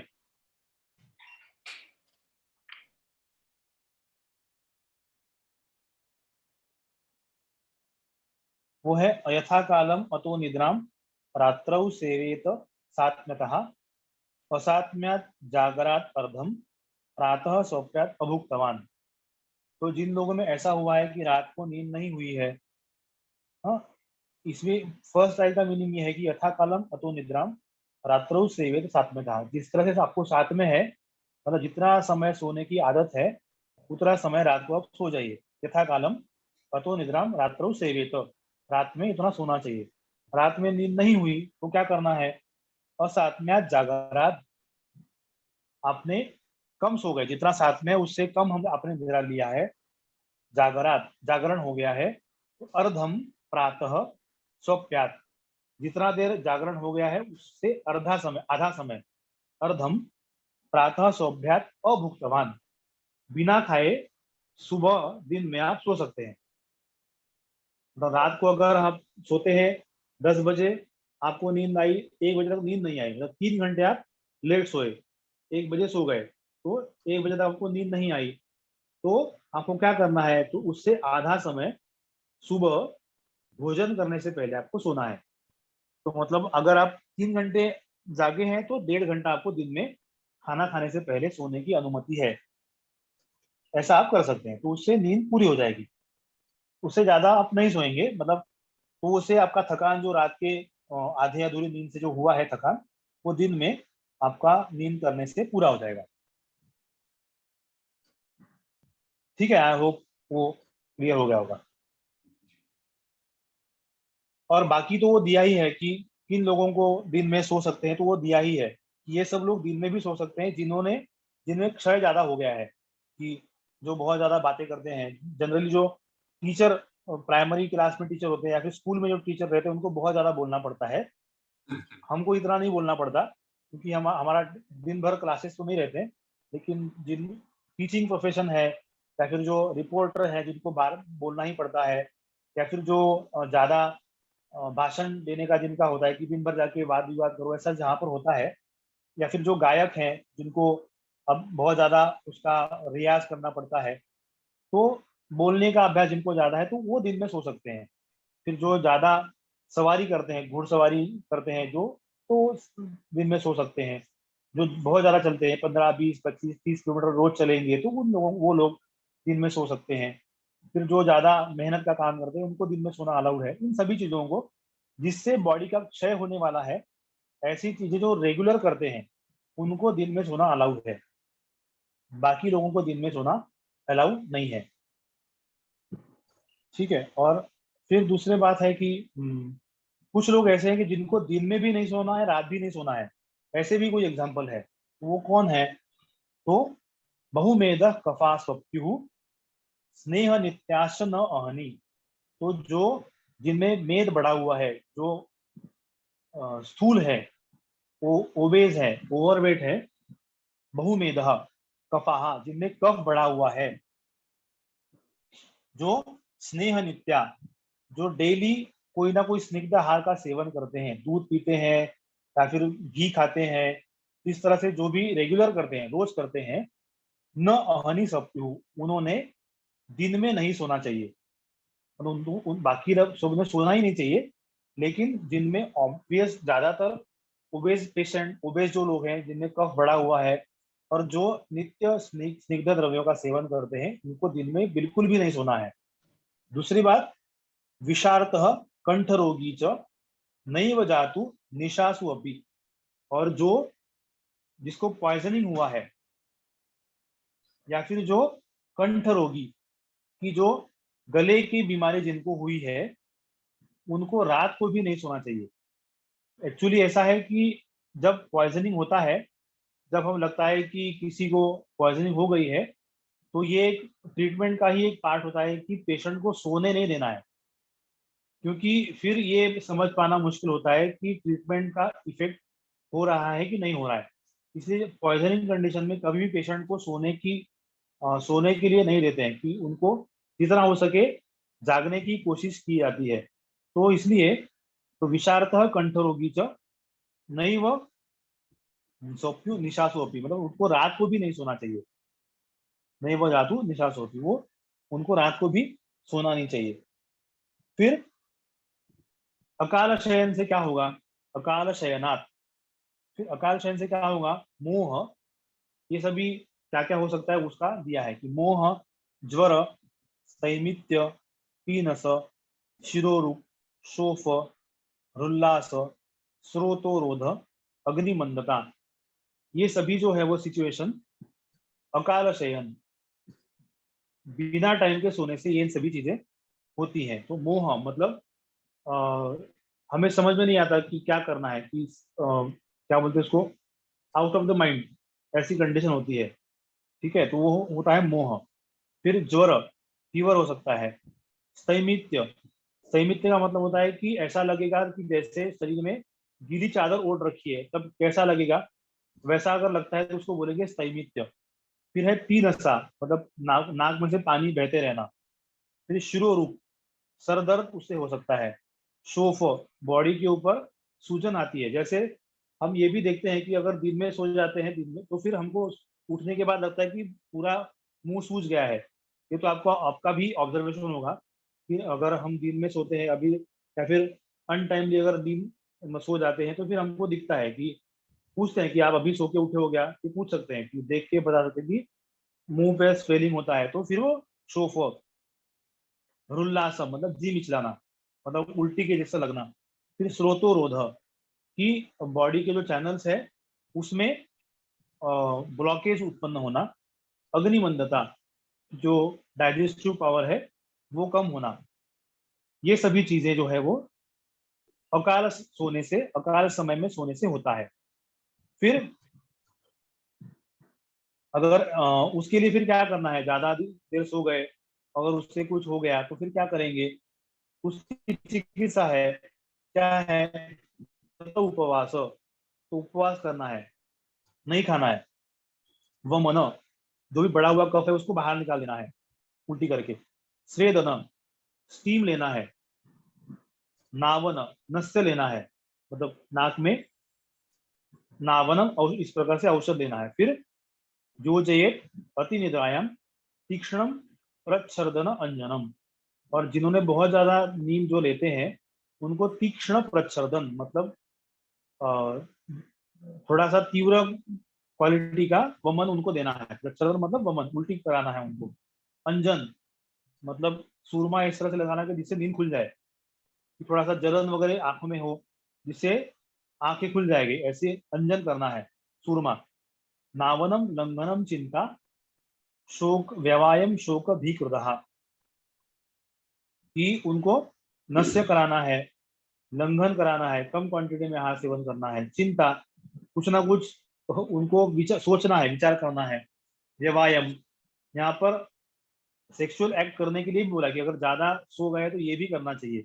शोक, और मतलब दुख हो गया तो फिर निद्रा, नींद खत्म हो जाती है। भय, भीति, भय होगा तो फिर निद्रा कम हो जाती है। क्रोध आया तो भी निद्रा कम हो जाती है। ए भी रेवच निद्राया नाशः श्लेष्मादि संशयात, और इन सभी चीजों से निद्रा का नाश हो जाता है। इस तरह से कफ को कम, जिससे जिन जिन चीजों से कफ कम होगा उन सभी चीजों का प्रयोग हमें अति निद्रा के कंडीशन में कराना है। जस्ट 1 मिनट, कोई नहीं बाहर आया, मैं एक बार देख के आता हूँ। Just 1 minute please.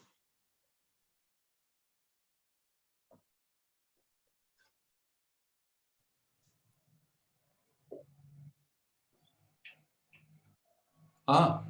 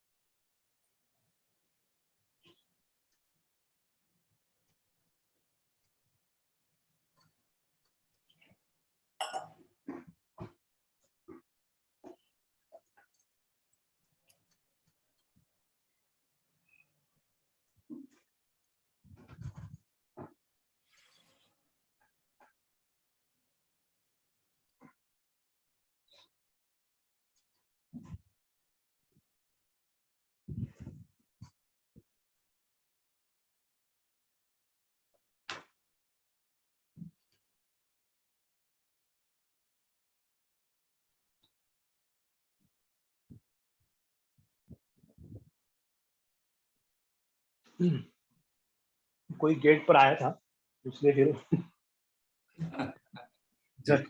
घर में थोड़ा सा दिक्कत होती है, कोई ना कोई आते रहता है। कोई no problem. तो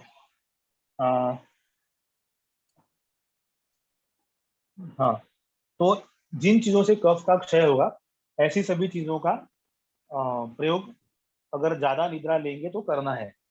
उसके बाद फिर निद्रा नाशात, अगर निद्रा नाश हो गया तो फिर क्या होगा, मतलब नींद नहीं आ रही है तो फिर उससे क्या क्या डिसीज हो सकते हैं। तो निद्रा नाशात अंगमर्द, दूसरे दिन हमको आपको लगेगा कि पूरा शरीर टूट रहा है ऐसा लगता है, वो तो आपको सभी को ऑब्जर्वेशन में होगा। अंगमर्द, शिरो गौरव, सर ऐसा लगेगा भारी हो गया ऐसा लगता है, शिरो गौरव। जुम्बिका, वो तो पता है कि जमाई आती है बहुत बार, अगर नींद नहीं है, नींद आ रही है लेकिन सो नहीं पा रहे हैं तो फिर वो उबासी लेते हैं, तो वो होता है। जाड्य, मतलब दिमाग काम करना बंद कर देता है, जाड्य उसको बोलते हैं, जाड्य। ग्लानि, मतलब बिना काम किए थकान होना, ये भी निद्रा नाश से होता है। भ्रम, चक्कर आना। अपक्ति, खाया हुआ भोजन नहीं पचना। तंद्रा, मतलब दिन में भी जैसा नींद में ही है ऐसा लगना। ये सभी चीजें जो है, अगर निद्रा नहीं आएगी, नींद नहीं लेंगे तो वो होगी। और रोगाश्च वातजा, और वात बढ़ने से जो भी डिसीजेज होते हैं वो सभी चीजें निद्रा नाश के कारण हो सकते हैं।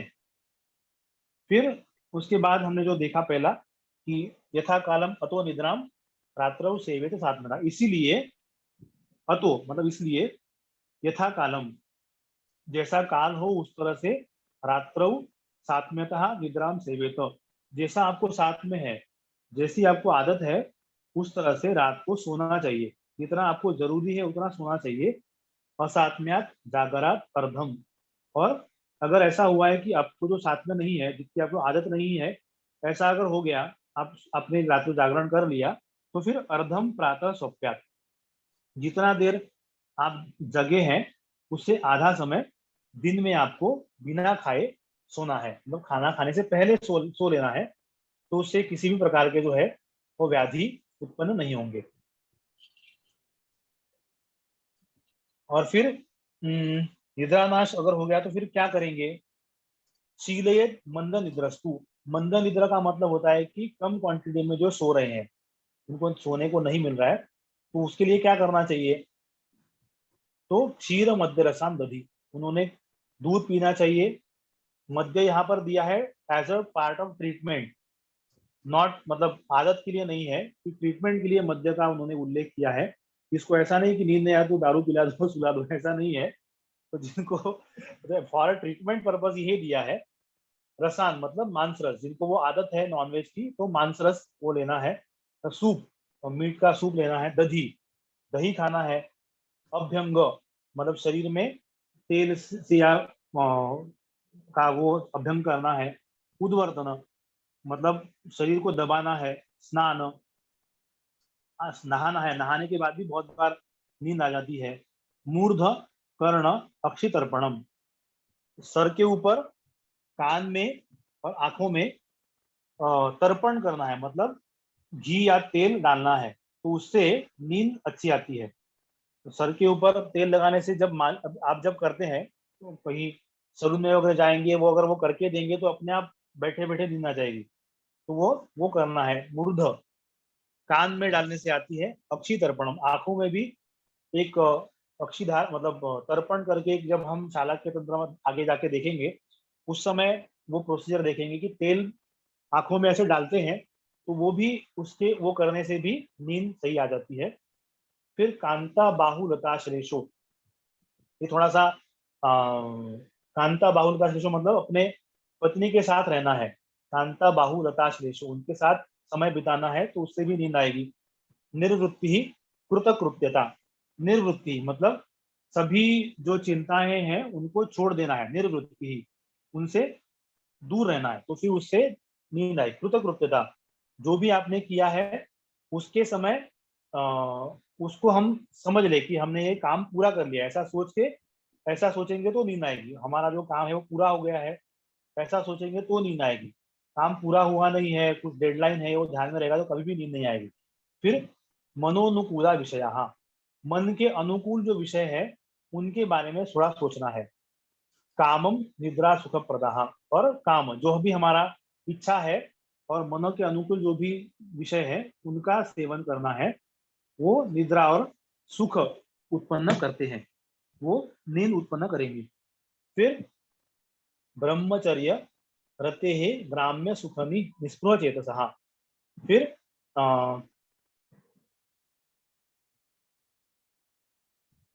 जो ब्रह्मचर्य का पालन करते हैं, कि जो स्त्री के प्रति अनासक्त रहते हैं, हाँ, अरते है ग्राम्य सुखनी निस्पृह चेतसः, और स्त्री के संदर्भ उसी उल्टा पुरुष के संदर्भ में है।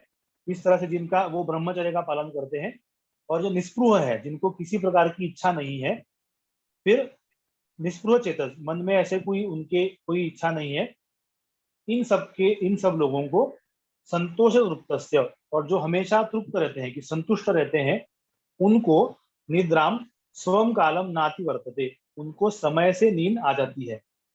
मतलब जो ब्रह्मचर्य का पालन करते हैं और जो निस्पृह है और जो संतुष्ट रहते हैं और तृप्त रहते हैं, इन सभी लोगों को सही समय पर और सही प्रमाण में निद्रा अपने आप आ जाती है। तो इन शॉर्ट, इन सभी चीजों का पालन करने से निद्रा सही समय पर और सही प्रमाण में आएगी। और फिर उसके बाद क्योंकि ये वैद्यक शास्त्र का ग्रंथ है, इसलिए यहाँ पर सेक्सुअल एक्ट का भी डिस्क्रिप्शन है कि किस तरह से करना चाहिए और किस तरह से नहीं करना चाहिए, उसका भी वर्णन यहाँ पर है। उसका मतलब यह है कि इस तरह से जो है उस समय में प्रचलित भी था ग्राम्य धर्म का मतलब होता है कि मैथुन किस तरह से करना चाहिए, त्यजेन नारीम, किस तरह की नारी के साथ नहीं करना चाहिए, अनुत्तानाम रजस्वलाम, अप्रियाम अप्रियाचारम, दुष्ट संकीर्ण मेहनाम। उसके डिस्क्रिप्शन में हम नहीं जाएंगे, क्योंकि यम नियम आसन प्राणायाम जो है उस यम नियम में वो आ जाता है कि ब्रह्मचर्य का उसमें आ जाता है कि अहिंसा, सत्य, ब्रह्मचर्य, अपरिग्रह। इसलिए इसके डिटेल में हम नहीं जाएंगे, या फिर जाना मतलब उसका डिस्कशन देखना है तो देख सकते हैं, आपका जैसा कहना हो उस तरह से हम थोड़ा देख सकते हैं कि डिस्क्रिप्शन उतना ही है कि मैथुन का जो पोजीशन है वो प्रॉपर होना चाहिए, रजस्वला है उसके साथ मैथुन नहीं करना चाहिए, जो प्रिय नहीं है उसके साथ नहीं करना चाहिए, अति स्थूल नहीं होना चाहिए, अति स्पृश नहीं होना चाहिए, गर्भिणी नहीं होना चाहिए, अन्य योनिषु मतलब जिसको हम क्या कहते हैं कि पशु मैथुन वगैरह जो बोलते हैं वो नहीं करना चाहिए, गुरु देवन रूपालयम, गुरु के घर में, देवालय में, राजा के घर में, चैत्य मतलब स्मशान में, जहाँ पर दहन कर्म होता है वहां नहीं करना चाहिए, चतुष्पथ मतलब चौराहे के बीच में, पर्वणि जब पर्व है घर में, कोई त्योहार है उस समय नहीं करना चाहिए, शिरो हृदय ताड़नम, ये जो है वो सभी चीजों का प्रयोग नहीं करना चाहिए। उसके डिस्क्रिप्शन में डिटेल में हम नहीं जाएंगे क्योंकि हमारा वो टॉपिक नहीं है। और फिर अत्यशितो, बहुत ज्यादा भोजन करके मैथुन नहीं करना चाहिए, अधृति क्षुद्वान, और फिर जिनको जो डर गए हैं उन्होंने नहीं करना चाहिए, जिनको भूख लगी है उन्होंने मैथुन नहीं करना चाहिए, दुस्थितांग जिनका स्थिति ठीक नहीं है, मतलब पोजीशन जो ठीक नहीं है वो नहीं करना चाहिए, प्यास लगी है तो नहीं करना चाहिए, बालक है तो उनके साथ नहीं करना चाहिए, वृद्ध है तो उनको भी नहीं करना चाहिए, अन्य वेगार्थम किसी दूसरा वेग आया है, मतलब दूसरा वेग मतलब जो हम वेग हमने देखा है कि खाना मतलब जो भी 13 प्रकार के वेग हमने बताए हैं कि पेशाब आई है, या फिर पॉटी आई है, फिर भूख लगी है, या फिर नींद आई है, तो इस सभी कंडीशन में मैथुन नहीं करना चाहिए, या फिर रोगी, जो रोगी है उनको भी मैथुन वर्जक कहा है, तो इन सभी कंडीशन में वो नहीं करना चाहिए। फिर कितने दिन में कर सकते हैं मैथुन, वो उसका भी डिस्क्रिप्शन है। फिर सेवेत कामतः कामम तृप्तो वाजी कृताम हिमे, मतलब हेमंत ऋतु में जब ठंड का सीजन हो उस समय में वाजी कृताम मतलब वाजीकरण करने वाले औषध द्रव्य का सेवन करके जितना आपको लगे उतना मैथुन कर सकते हैं, लेकिन वसंत शरदोह त्रयात, वसंत और शरद ऋतु में 3 दिन में ही करना है, 3 दिन के पहले नहीं करना। वर्षा और शरद ऋतु में 15 दिन के पहले मैथुन नहीं करना है, कि उतना दिन का गैप रखना है, ये ध्यान में रखना है। फिर भ्रम, अगर अगर उसके विपरीत आपने किया तो क्या होगा, भ्रम क्लम उरु दौर्बल्य, भ्रम चक्कर आएगी, क्लम थकान होगी, उरु दौर्बल्य, हमारे जो उरु है मतलब जिनको हम जंघा कहते हैं, जहाँ पर मांडी जिसको मराठी में बोलते हैं, दौर्बल्य, उनका दौर्बल्य होता है। बल धातु इंद्रिय क्षय, बल का क्षय होता है, धातु का क्षय होता है, इंद्रिय मतलब जो सेंस ऑर्गन है उसका क्षय होता है, अपर्व मरणम, और मृत्यु भी हो सकती है, अन्यथा गच्छत श्रियम, कि जो इन चीजों का पालन ना करके जो भी मैथुन करते हैं उन सभी को ये सभी चीजों से दिक्कत हो सकती है।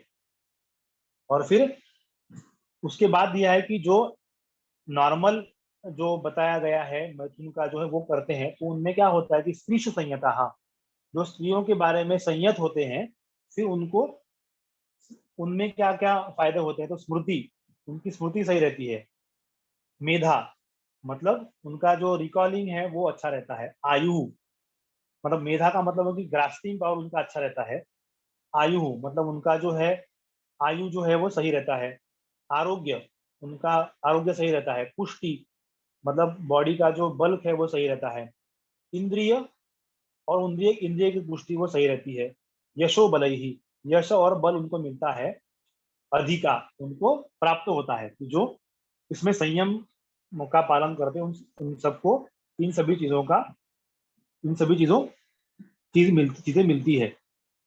फिर जो लोग मतलब जब हम सपोज कि मैथुन कर लिया तो उसके बाद क्या करना है, तो स्नान, अनुलेपन, हिम, अनिल, खंड खाद्य, शीतांबु, दुग्ध, रस, यूष, सुरा, प्रसन्ना सेवेत च अनुशयम विरतौ। तो विरतौ व्रतस्य मतलब मैथुन करने के बाद क्या करना है, तो स्नान करना है, अनुलेपन करना है, लेप करना है, फिर ठंडी चीजें खानी है, खंड खाद्य मतलब चीनी का सेवन करना है, अम्बु मतलब पानी ठंडा पी सकते हैं, दूध पी सकते हैं, यूष मतलब सूप पी सकते हैं, सुरा प्रसन्ना वो मध्य जिनको साथ में उनके लिए वो है, सुरा प्रसन्ना मतलब एक मध्य के प्रकार है, वो ले सकते हैं। वो उसके बाद फिर सोना है, और फिर उससे क्या होता है कि तस्य एवं आशु वपु पुनः एति धाम, शरीर में बल फिर से वापस आता है। तो ये सभी चीज करने के बाद ये खा के फिर सोना है। और फिर लास्ट का जो श्लोक है वो एज हम उसको नॉर्मल पर्सन को क्या क्या करना चाहिए, मतलब एटिकेट्स उसके बारे में ज्यादा दिया है कि श्रुत चरित समृद्धे कर्म दक्षे दयालौ विसर्जि नरनुबंधम देह रक्षा निवेश्य भवति विपुल तेजः स्वास्थ्य कीर्ति प्रभाव स्वकुशल फल भोगी भूमि पारस चिरायु। अब ये राजा के बारे में है कि राजा को अगर इस तरह से अगर सेवन करेंगे सभी चीजों का तो श्रुत चरित समृद्ध है, तो उसका ज्ञान बढ़ेगा, उसका जो है चरित्र अच्छा रहेगा। फिर कर्म दक्ष दयालु, वो कर्म में अगर दक्ष होगा, दयालु अगर होगा, विषजी निर अनुबंधम अगर वैद्य के ऊपर भरोसा रखेगा और देह रक्षा के लिए उसको जो चाहिए वो करेगा, तो फिर भवती विपुल तेजहा, तो उसमें तेज जो है, स्वास्थ्य है, कीर्ति है, इन सभी का प्रभाव उस राजा में रहेगा और स्वकुशल फल भोगी, और अपने लिए जो सही है उन सुखों का उपभोग वो कर सकता है इस तरह से। और चिरायु मतलब वो दीर्घकाल तक जीवित रहेगा। इस तरह से जो इन सभी आहार, निद्रा और ब्रह्मचर्य इनका पालन जो करेगा उन सबको इन सभी चीजों की प्राप्ति होगी। तो ये लिखा, जैसा मैंने कहा कि राजा के लिए लिखा गया है, लेकिन वो बाकी नॉर्मल कंडीशन में भी हमारे लिए भी वो जो है वो लागू है, हमको भी उसका सेवन कर सकते हैं। तो 9, 10, 29 हो गए, समय तो हो गया। इसमें किसी को अगर कुछ होगा डाउट तो पूछ सकते हैं। डॉक्टर साहब जी एक ही डाउट मेरे मन में आ रहा है, वो ये है जी कि जी हमने पहले से ऐसे सुना है कि मतलब आयुर्वेद में ऐसे कहा जाता है कि सुबह का भोजन या दोपहर का भोजन करने के बाद जो है थोड़ी देर के लिए एक 15-20 मिनट या आधा घंटा पौना घंटा जो है हम निद्रा ले सकते हैं। तो अभी हमने देखा हाँ कि हाँ मतलब भोजन से पहले निद्रा लेना है, ये हमने सुना। लेकिन ऐसा देखा जाता है कि मतलब भोजन करने के बाद में एक आधा घंटा आड़ा हो गए और आराम कर लिया और फिर उसके बाद में लग गए काम पे। तो ये इसके बीच में कुछ आप बताएंगे? हाँ हाँ, इसमें ऐसा है कि दिन में सोना अलाउ किसको है, उसके दिए हैं कि इन लोगों को दिन में सोना अलाउड है, वो ले सकते हैं। दूसरी बात है कि ग्रीष्म ऋतु में दिन में सो सकते हैं, मतलब खाना खाने के बाद भी सोएंगे तो दिक्कत नहीं है। और दिन में खाना खाने से पहले किसको सोना है, तो जिनको रात्रि में जागरण हुआ है वो दिन में खाना खाने से पहले सो सकते हैं। और अभी जो आपने कहा कि अ, दिन में खाना खाने के बाद आधे घंटे के लिए सोना है, वो उसके बारे में सुश्रुत आचार्य ने ऐसे कहा है कि भूखते राजवद आसीत, तो खाना खाने के बाद राजा की तरह बैठना है। मतलब उन्होंने सोने के लिए कहा है कि लेकिन वो केवल थोड़े समय के लिए ही है। मतलब सपोज एक मुहूर्त मतलब 48 मिनट्स के कम से कम सोना है, तो उतना वाम कुक्षी पर सो सकते हैं। लेकिन उसके लिए भी एक प्री कंडीशन है कि जिसमें कफ ज्यादा बढ़ा हुआ नहीं है और जो बहुत ज्यादा स्निग्धाहार का सेवन नहीं करते हैं, जो मेदस्वी नहीं है, जो स्थूल नहीं है, उनके लिए वो कर सकते हैं। और जिनको आदत है वो कर सकते हैं, अन्यथा दिन में खाना खाने के बाद सोना वर्ज्य है। तो अगर Okay. आराम करना है तो बैठकर आसीन प्रचलायितम, जो मैंने कहा ना कि वो कर सकते हैं, कि बैठकर आराम कुर्सी में बैठकर थोड़ा 10 मिनट के लिए आपने कर लिया तो वो कर सकते हैं। नहीं, ठीक तो है, शुरू थैंक में यू ऐसे कहा है कि जी। हाँ, घूमते राजवद आसीत, मतलब खाना खाने के बाद थोड़ा समय राजा की तरह बैठना, राजा जैसे आराम से बैठता है वैसा बैठना है, ये बताया है।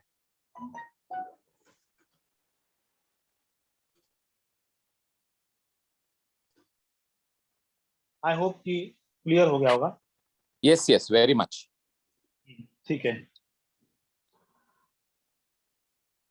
Anybody else should we has stop now?